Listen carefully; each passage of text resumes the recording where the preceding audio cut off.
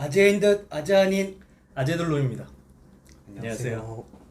두관님도 예. 오랜만에 뵙는 것 같아요. 예, 지난주에 제가 원래 그 촬영하기로 돼 있었는데 집안에 갑자기 일이 생겨가지고 못 와서 죄송합니다. 근데 혼자 찍으신 거 봤는데 네, 조금 좀 외로워 보이시더라고요. 아무래도 외로웠습니다. 파트너가 있어야 역시 그림이 맞습니다. 좀 더 낫던 것 같아요. 예. 그래서 오늘 이렇게 든든하게 네. 오늘 해주실 얘기는 뭔가요? 예. 제가 그 요새 그 한 3, 4월 들어오면서 뉴스에서 굉장히 그 뭐랄까요? 그 한국인님이 자랑스러움을 좀 고취시키는 기사들이 많이 나오더라고요. 그 한국의 방역이 되게 세계 모범이 돼서 뭐 세계 여러 나라에서 칭찬도 하고 그 우리나라의 그런 진료 키트라든지 수술해달라는 요청을 해주거나 또 이제 외국인들을 못 들어오게 막는 상황에서도 한국인 전문가나 기업들은 그런 걸 면제해줘서 뭐 모셔가려고 한다든지 이제 그런 소위 조금 국뽕을 자극하는 기사들이 많고 그런데 이제 댓글을 보면은 정말 자랑스럽다 이게 나라다 뭐 이런 게 이제 심심찮게 보여가지고 저도 뭐 기분이 좋기도 하지만 좀 너무 이렇게 좀 취해가지고 좀 그런 거는 좀 위험하지 않나 해가지고 제가 또 제 예전부터 우리나라가 1위를 하는 항목들이 굉장히 많더라고요. 그래서 그런 기사를 볼 때마다도 한번 이런 걸 정리해봤으면 좋겠다라는 생각을 가지고 있었는데 이번 기회에 한번 제가 다시 찾아가지고 좀 모아봤습니다. 그래서 대한민국이 1위 하는 항목들을 이제 모아서 굉장히 많더라고요. 근데 시간 관계상 하나하나 깊게 들어갈 수는 없고 이런 것들이 우리나라가 압도적인 1위를 하고 있다. 이런 걸 좀 한번 주의환기하는 차원에서 소개해드리려고 이제 준비해왔습니다. 네, 알겠습니다. 설명해 주시죠. 예, 하나씩 보시죠 이제. 이걸 이렇게 둘게요. 예. 일단 그 교통사고 사망률 대한민국이 압도적인 1위더라고요. 이게. 예. 1위는 OECD 해양국에서 전체 순위는 지금 예전에 1위였는데 요즘에 조금 좋아져서 지금 3위를 하고 있습니다. 그런데 그 전체 인구로 봤을 때는 3위인데 이제 여기 보시면은 어린이 도로 사망률이라든지 도로사고 사망률이라든지 노인 인구 사망률은 우리나라가 굉장히 좀 큰 폭으로 1위를 하고 있습니다. 예. 이제 항목이 많기 때문에 간단하게만 터치가 넘어가겠습니다. 그다음에 노인 빈곤율 이것도 이제 저희 나라가 어디 내놔서 빠질 수 없는 좀 종목이죠. 이것도 저희 나라가 10년 연속으로 이제 1위를 하고 있는데 특히 주목할 부분은 2위하고 격차가 굉장히 커요. 그래서 이 노인 빈곤율이라는 거는 그 노인 중위소득 50% 중위소득의 반보다도 그 소득이 안 되는 그 노인 인구의 전체 인구에서의 비율을 말하는 거거든요. 저희가 45.7%로 좀 뭐 하루 이틀 문제가 아니죠. 되게 심각한 문제라고 뭐 이전부터 뭐 언론이나 뭐 다뤄왔던 항목입니다. 이제 노인 빈곤이라고 또 이어지는 게 또 굉장히 우울한 이야기가 되지만 또 노인 자살률로 또 이어지는 문제인데요. 노인 자살률도 저희가 압도적으로 이제 1위를 하고 있죠. 그 10만 명당 82명. 예. 이제 노인 자살률에서 넘어와서 전체 자살률을 봐도 이제 우리나라가 OECD 국가 중에 이것도 조금 큰 격차로 1위를 계속하고 있습니다. 그래서 10만 명당 저희가 2018년 기준으로 25명 정도 되는 거죠. 아까 노인이 85명이었고 이제 전체 인구로 보면 25명인데 이것도 굉장히 뭐 충격적. 충격. 뭐 대부분 어디선가 한 번씩은 다 보셨을 기사나 이런 데서 보셨을 내용들일 거예요. 근데 모아놓으니까 좀 우울한 내용들이 계속 충격적으로 나오고 있죠. 그 다음에 이제 가계부채도 저희 나라가 1위입니다.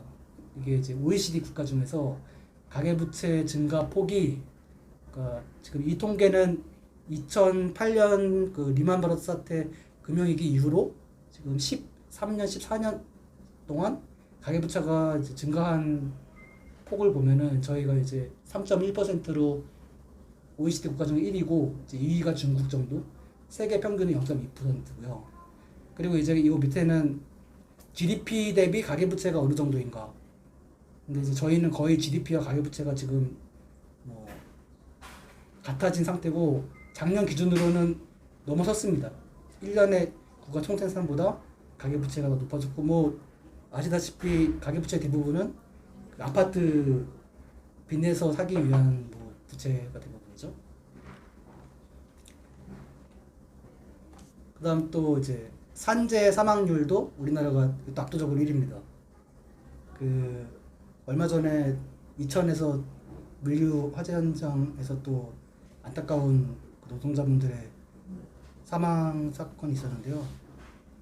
그러니까 뭐 이것도 OECD 유럽 평균에 비해서 거의 5배 가까이 되고 계속 뭐 10년 전, 20년 전부터 나온 얘기인데 크게 개선이 안 되고 있죠. 시간이 많이 흘렀지만 뭐 하루에 한두 명꼴로 계속 노동자분들은 이 시간에도 현장에서 돌아가시고 계시다는 얘기죠.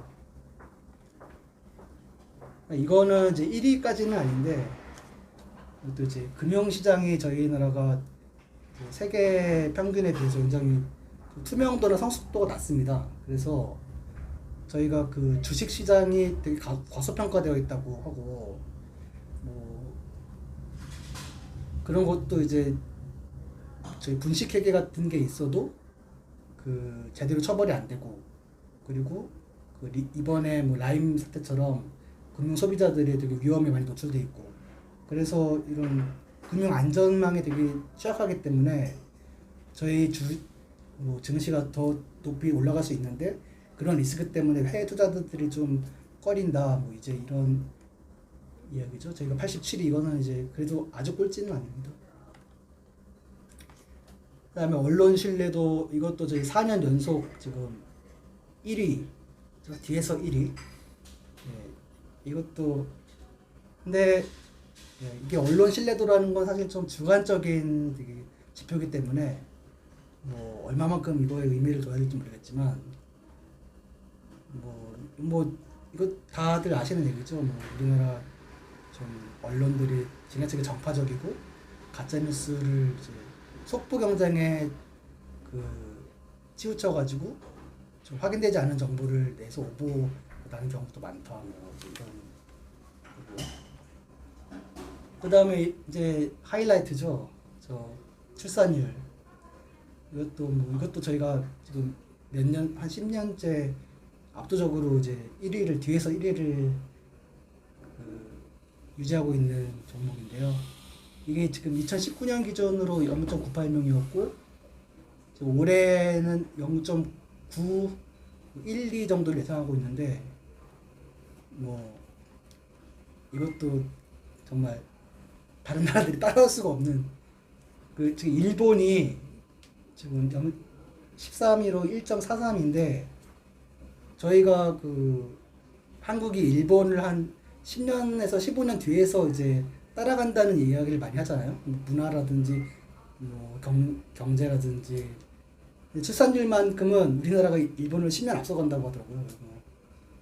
뭐 좋아야 될지 뭐 슬픈 이야기입니다. 오늘은. 네.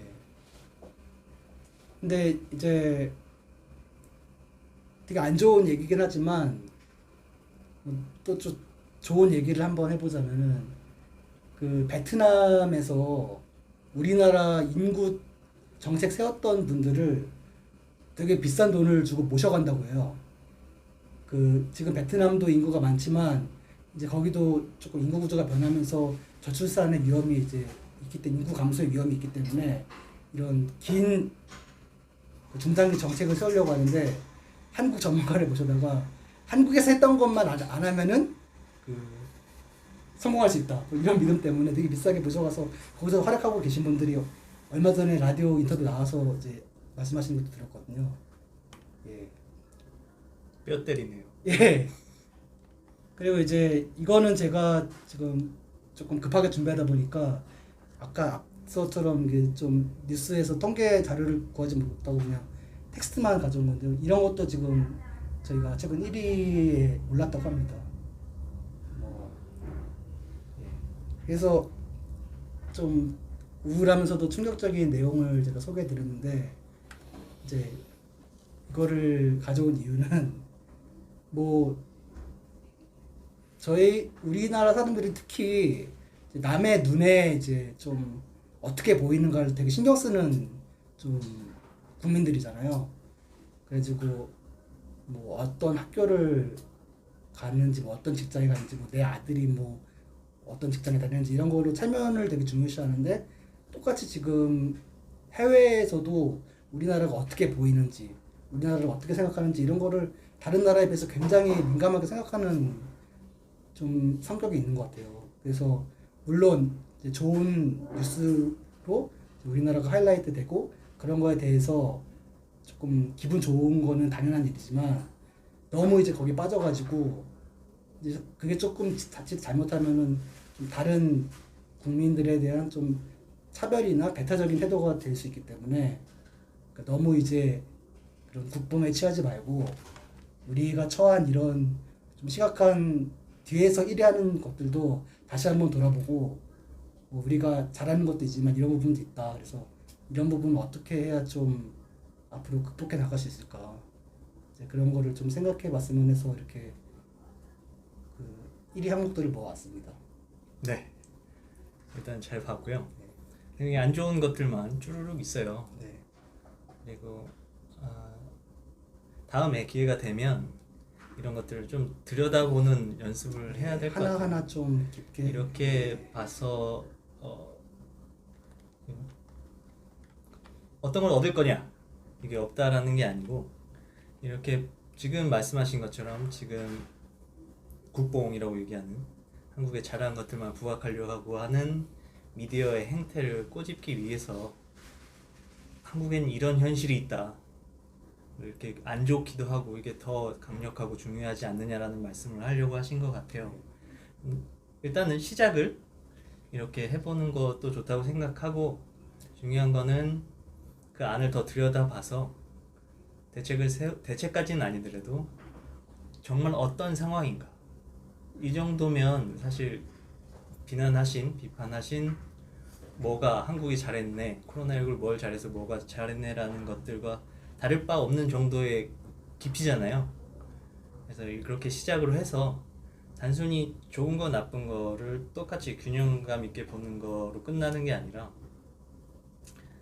이런 거를 어디까지 어떤 방식으로 봐야만 우리가 더 이해를 제대로 할 수 있나까지를 봐야 될 것 같아요. 제가 본 것 중에서는 뒤에서 1등이 아니어도 굉장히 충격적인 자료들이 많았어요. 그리고 미디어 관련된 거, 언론 관련된 것도 그렇고 특히 저를 이렇게 정치 쪽으로 하게 만든 이슈는 자살률이었어요. 오래전에, 지금도 굉장하지만 이렇게 비정상적으로 사람들이 자기 목숨을 끊는 거에 대해서는 이제 그 사람 개인의 문제를 볼 수 없겠다. 사회에 문제가 있기 때문이지 않을까라는 게 시작점이었는데 그런 거에 대해서도 단순히 이 정도만 보고 제가 느꼈던 그런 것들을 느끼기는 쉽지 않죠. 그래서 앞으로 기회가 되면 사실 인구 문제에 관해서는 저희 아재돌롬 1회가 인구 문제를 얘기했기 때문에 그거를 좀 참고하시면 좋을 것 같고 일단 오늘은 지금 두두님이 첫 운을 떼는 입장에서 이렇게 한 거긴 하지만 앞으로 저희가 다른 문제를 다룸에 있어서 조금 더 이거를 감안하면서 더 깊게 보면서 다른 얘기를 하도록 하겠습니다. 오늘 준비 많이 해주셔서 고맙고요. 예. 오늘 두두님과 함께한 아재돌롬은 이렇게 마치겠습니다. 고맙습니다. 감사합니다.